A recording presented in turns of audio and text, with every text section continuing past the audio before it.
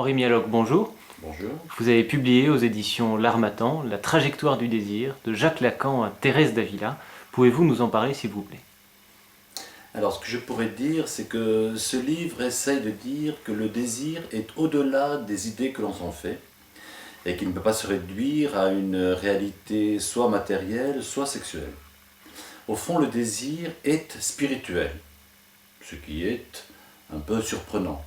C'est-à-dire qu'au fond, les objets de nos désirs sont à la fois des leurres et à la fois des tremplins.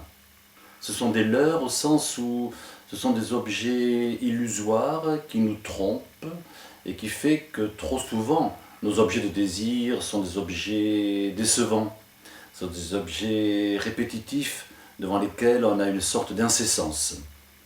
Mais en même temps, ce sont aussi des objets tremplins.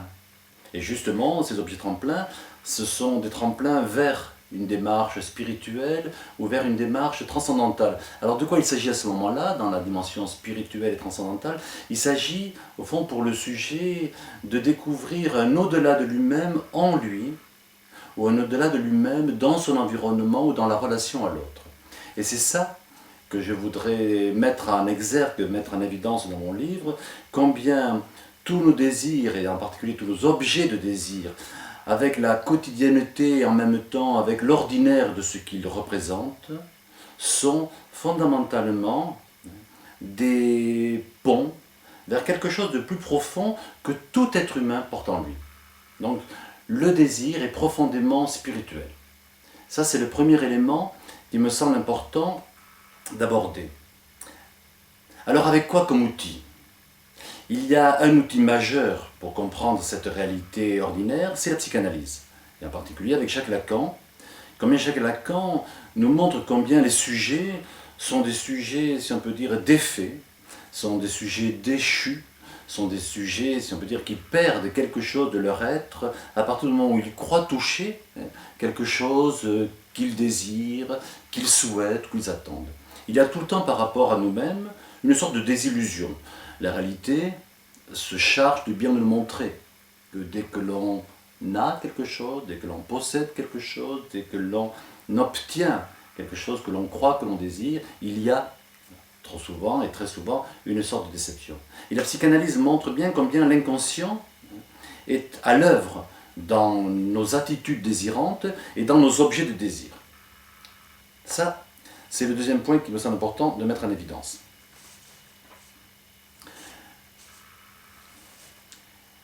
Comment on pourrait qualifier le désir? Alors on pourrait qualifier le désir comme quelque chose qui ne vient pas de soi. Alors d'où est-ce que ça vient? Ça vient de l'autre. Au fond, le désir de l'homme, le désir du sujet, vient du désir de l'autre. Et c'est ce que Lacan nous enseigne. Et Lacan met une majuscule à autre pour dire qu'au fond, ce grand autre, c'est une image paradigmatique, c'est-à-dire une image modèle, une image de référence, une image ample, pour raconter tous ces autres qui, dans les premiers moments de la vie, ont constitué pour l'enfant des points d'appui.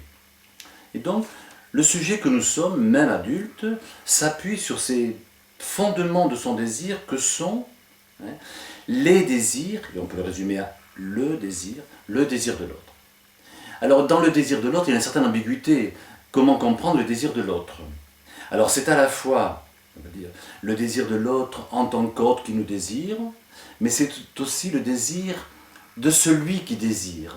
C'est-à-dire qu'en fait, il y aurait une sorte de mimétisme, une sorte de jalousie. Et donc, et enfin, c'est aussi le désir de l'autre en tant qu'il est désirant.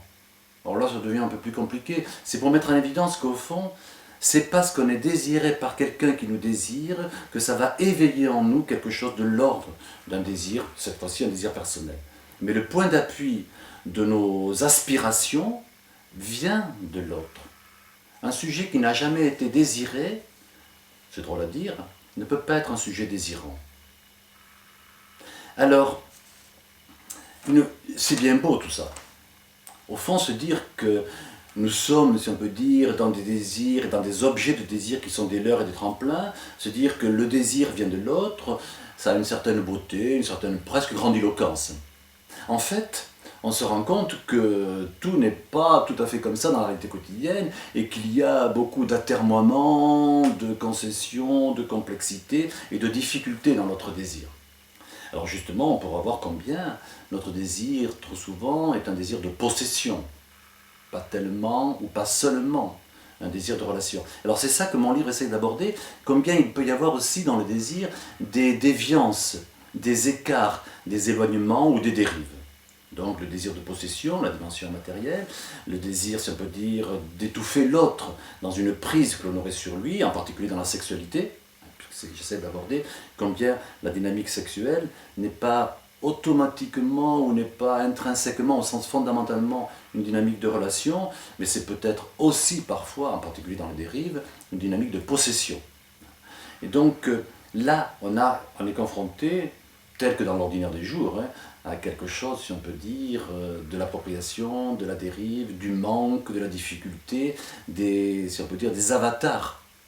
Autrement dit, des choses qui ne sont pas tout à fait adéquates dans notre façon de désirer. Les difficultés les principales, parce que jusque-là, tout ce que j'ai dit concernant l'ordinaire, dans le livre, sont mises en évidence du côté des dépendances. Alors il y a bien sûr les dépendances ordinaires, que sont l'addiction à l'alcool ou à la drogue, mais il y a aussi cette nouvelle dépendance qu'est pour aujourd'hui la dépendance aux écrans. Là, il me semble que les nouvelles technologies ont inventé une nouvelle forme de dépendance, et c'est ce que mon livre essaye de mettre en évidence, combien le sujet se ressent comme désirant et devient très vite aliéné à cette image qui est, c'est un petit peu étrange à dire, une image addictogène, c'est-à-dire qui en tant que telle produit, si on peut dire, une attirance qui fait que l'image on va dire, ce sont les écrans en général, elle peut en tant que telle constituer des éléments ou proposer des éléments propices à l'addiction. Il n'y a pas, du côté du sujet, qui tombe, on peut dire, dans une aliénation à l'écran, quelque chose comme une difficulté qui lui serait propre.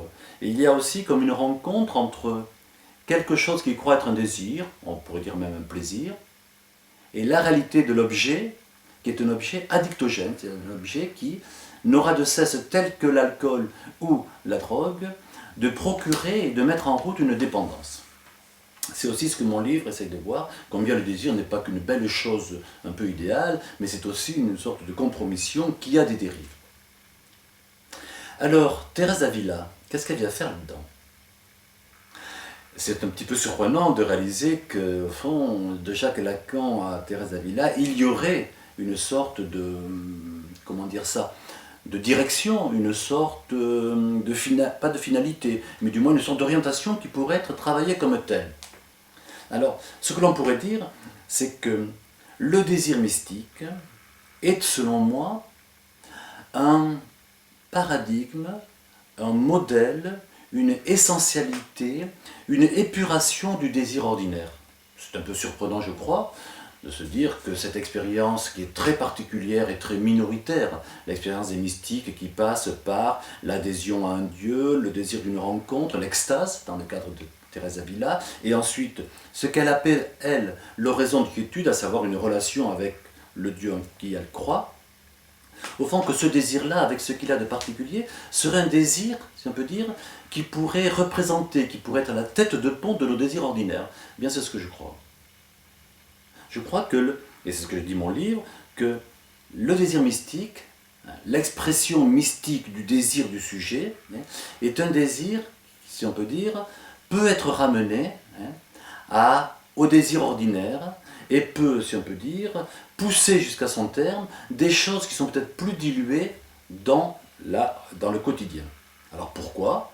Parce qu'il y a dans le mystique, si on peut dire, cette radicalité que son désir, le désir mystique, est le désir de l'autre avec un grand A. Et à ce moment-là, est en train, ça peut dire, de se donner les conditions d'entrer dans une relation qui est une relation profonde et une relation, on va dire, aspirante, au sens où ça l'élève, vers l'autre avec un grand A. Là aussi, ce que mon livre essaie de mettre en évidence, c'est que cette question-là n'est pas une réflexion sur l'expression mystique, mais c'est plutôt une exégèse, c'est-à-dire une sorte d'analyse des textes eux-mêmes qui ont été écrits par les mystiques, et Sainte Thérèse d'Avila en particulier. Nombre de mystiques, du moins ceux que l'on connaît, on les connaît par leurs écrits.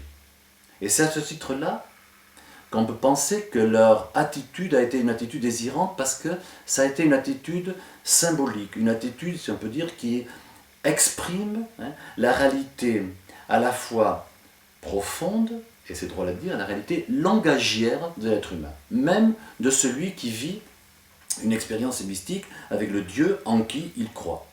Et bien, même là, dans quelque chose qui pourrait apparaître intime et en dehors du langage, le mystique, et en l'occurrence Thérèse d'Avila, a écrit, et ses œuvres complètes sont parues à la Pléiade il y a peu de temps, a écrit des textes autour de ces expériences mystiques et de tout ce qu'elle a voulu mettre en œuvre dans ses fondations, à savoir la fondation du monastère. Donc c'est à ce titre-là que les écrits des mystiques racontent l'essentialité du désir tel que la vie de tous les jours ne le montre pas assez. Mais là encore, comme tout à l'heure par rapport aux dépendances, aux déviations, il peut y avoir des excès, des dérives, des dérapages du désir, même du désir croyant, peut-être pas, enfin même aussi d'ailleurs du désir mystique. Alors de quoi il s'agit?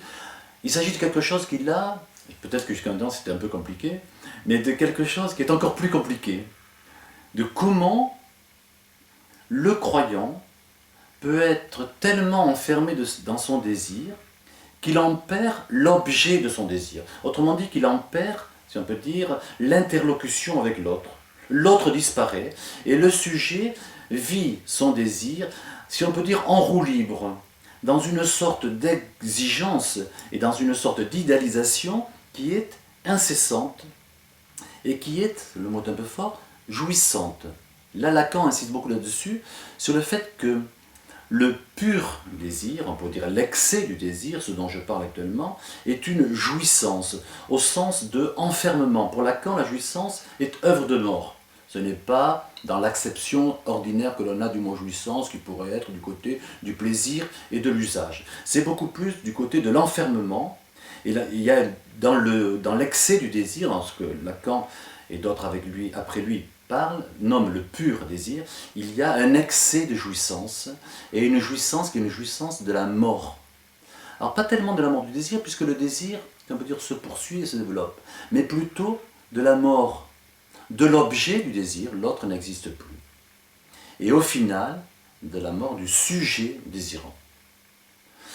Ça va mettre en évidence, donc dans mon livre, cette sorte de tension entre une dynamique qu'on pourrait appeler positive, à savoir une dynamique d'aspiration vers quelque chose de spirituel, et puis une dynamique, si on peut dire, beaucoup plus lourde, qui prend en compte toute la patte humaine avec la difficulté, la souffrance, la lourdeur de tous les êtres que nous sommes, et que cette lourdeur, elle est à l'œuvre chez le sujet. Dans le cas de l'expérience mystique, de la même façon que c'est une essentialité du désir, les dérives de cette essentialité sont radicaux. Et là, on voit, on peut dire, quelque chose comme la déchéance des objets de désir et la déchéance du sujet. L'illustration majeure de ça, c'est la tragédie, en particulier le théâtre de Paul Claudel. Paul Claudel qui met en évidence dans L'Otage, Le Pain dur, Le Père humilié, dans ces trois œuvres théâtrales, il met en œuvre combien le désir devient pur désir, combien les objets sont anéantis et que la mort est en train, si on peut dire, de se développer comme une forme de jouissance. Ce n'est pas tout à fait le final de mon livre. Le livre finit par une ouverture qui essaie à la fois de résumer l'ensemble de ce qui est dit, et il me semble d'ailleurs que si le livre à un certain moment peut être un petit peu ardu, peut-être qu'on pourrait commencer par l'ouverture, donc par la fin, de façon à voir, si on peut dire, où est-ce qu'il va, avant de s'interroger et de voir d'où il part. Donc dans ce sens-là, peut-être que l'ouverture peut être intéressante parce qu'elle reprend et elle, si on peut dire, met en évidence combien le sujet, à travers, j'allais dire, à la fois la beauté et la lourdeur de ses émotions, autrement dit de ses attitudes désirantes, est confronté à la fois à quelque chose qui est de l'ordre d'une aspiration, et au final, ce qui est un petit peu paradoxal, à cause si on peut dire, de l'antagonisme qu'ils avaient vécu dans le désir, à quelque chose de l'ordre de l'humilité. Et c'est comme ça que finit mon livre.